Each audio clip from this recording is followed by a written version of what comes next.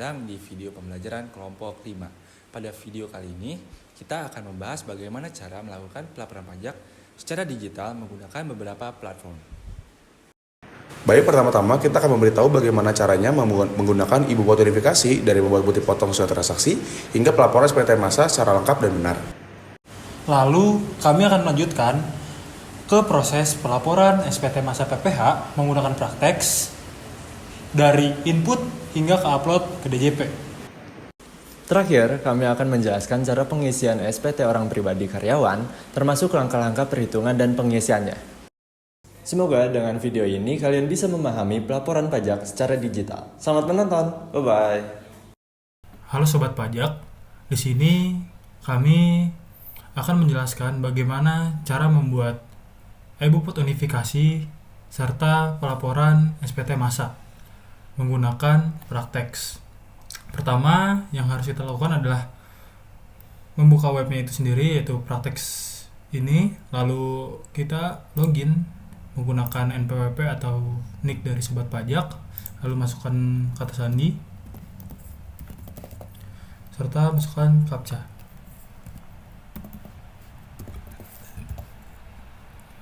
Setelah itu, karena kita ingin membuat bupot, jadi kita membuka si bupot.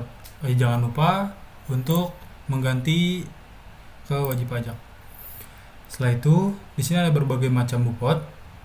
Yang pertama ada BPPU. BPPU ini adalah bukti pemotongan pemungutan unifikasi standar yang akan kita praktikkan pada hari ini. Lalu ada BPNR, yaitu bukti potong non-residen untuk memotong atau memungut PPh dari wajib pajak non-residen. Biasanya digunakan untuk transaksi dengan subjek pajak luar negeri. Lalu ada penyetoran sendiri. Penyetoran sendiri ini wajib pajak melakukan transaksi seperti sewa ketika mendapat penghasilan dan harus menyetorkan sendiri. Biasanya untuk transaksi PPh pasal 4 ayat 2 atau PPh final. Lalu ada pemotongan secara digunggung. Ini adalah mekanisme di mana wajib pajak menyetorkan total kumulatif hasil pemotongan atau pemungutan pajak dari banyak penerima penghasilan tanpa perlu melampirkan rincian detail pemotongan per individu penerima saat penyetoran. Lalu ada BP21.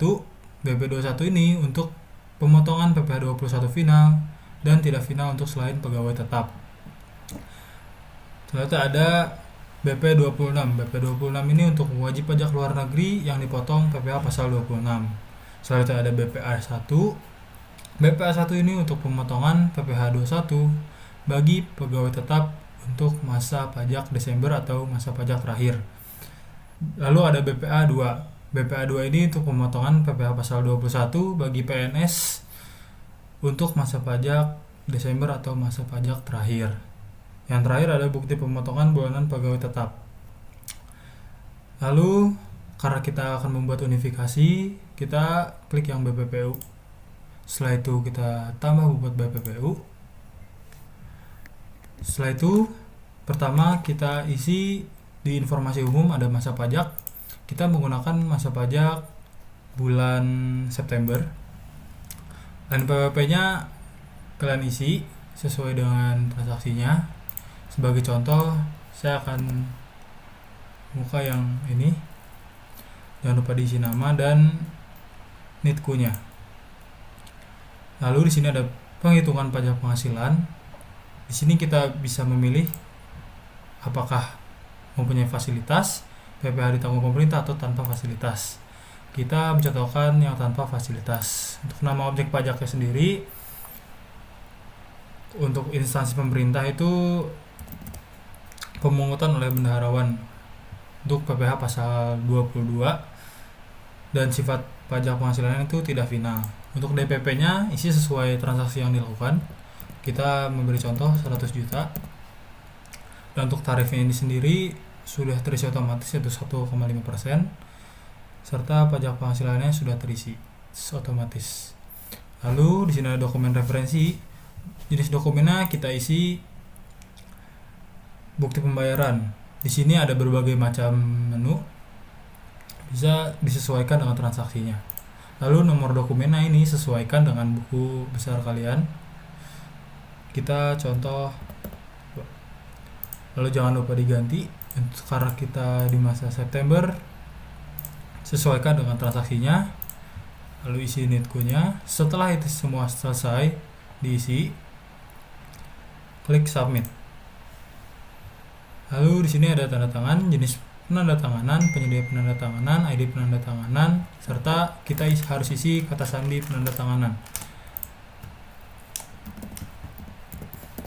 Lalu setelah diisi, konfirmasi.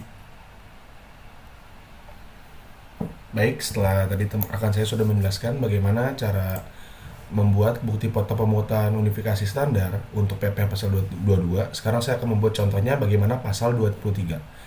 Seperti tadi rekan saya sudah jelaskan, kita tambah dulu bukti potong pemungutan unifikasinya.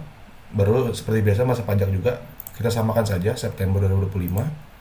NPWP kita cari dengan nama yang sama boleh. Setelah itu NITKU-nya kita pilih juga.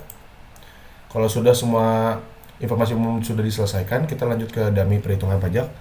Yang tadi rekan saya sudah jelaskan, apakah tanpa fasilitas, memiliki fasilitas, atau DTP. Kita buat tanpa fasilitas.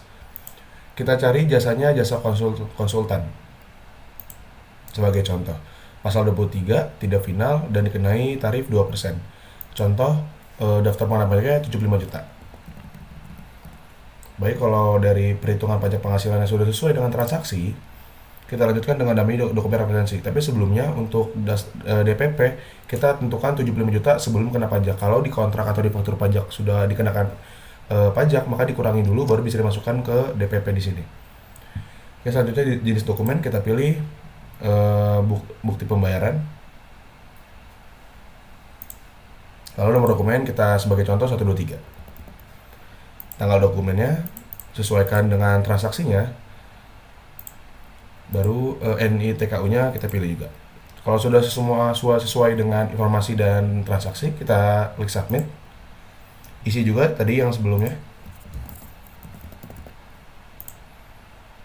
Baik, ini sudah telah terbit duanya ini. Dua yang kita buat September 2025 bumpotnya. Baru setelah ini kita akan melakukan pengisian SPT atau lapor SPT. Kita pilih ke menu SPT, surat pemberitahuan. Lalu kita buat konsep SPT. Setelah itu kita pilih yang kita mau buat adalah PPh unifikasi. Klik lanjut. Pilih periode tahun pajak yaitu September 2025 seperti transaksi. Lanjut. Oke, di sini tertera jelas jenis surat pemberitahuan pajak, SPT, masa PPh unifikasi serta periode dan tahun pajaknya September 2025. Kita pilih normal. Baru kita buat konsep SPT. Baik, di sini udah ada. Kita pencet yang gambar pensil. Baik, ini nama pajaknya September 2025, status penyampaian, NPWP atau NIK saya, nama lengkap saya, alamat dan nama telepon saya juga. Baik, di sini sudah ada tertera jelas kalau pasal 22 kita tadi sudah isi 1,5 juta di perbankan bendaharawan serta pasal 23 untuk jasa konsultan 1,5 juta dengan total 3 juta. Kalau teman-teman mempunyai banyak transaksi ada di pasal 4 ayat 2, pasal 15, maka di sini ntar akan tertera jelas semuanya. Baru kita bisa balancing dengan pembukuan kita apakah yang tertera jelas di SPT sudah sesuai dengan transaksi kita. Kalau semua sudah tertera jelas, total of income-nya pas semuanya, kita ke cek pernyataan dan tanda tangan. Kita centang aja dengan menyadari pernyataannya, lalu ditandatangani oleh taxpayer atau representatif, nama serta tanda tangan. Baru kalau udah semuanya kita bayar dan lapor. Jenis penandatanganan seperti yang tadi juga, ID penandatanganan ada ID saya dan kata sandi. Kalau sudah semuanya, konfirmasi tanda tangan. Baik, kalau itu sudah dikerjakan, maka kita akan mendapatkan dummy-nya. Inilah dummy OD billing untuk membayar tagihan pajak kita. Ada dummy NPWP, NPWP-nya juga saya, namanya juga saya, alamat dengan serta nominal yang tadi kita udah isi. 3 juta September 3 juta. Ini akan ada sekian QRIS untuk membayar. Baik, sekian penjelasan kita mengenai bagaimana cara mengisi bukti potong pemungutan unifikasi standar serta kita melaporkan SPT hingga muncul kode billing dummy untuk membayar tagihan pajak kita. Sekian dari kami, terima kasih.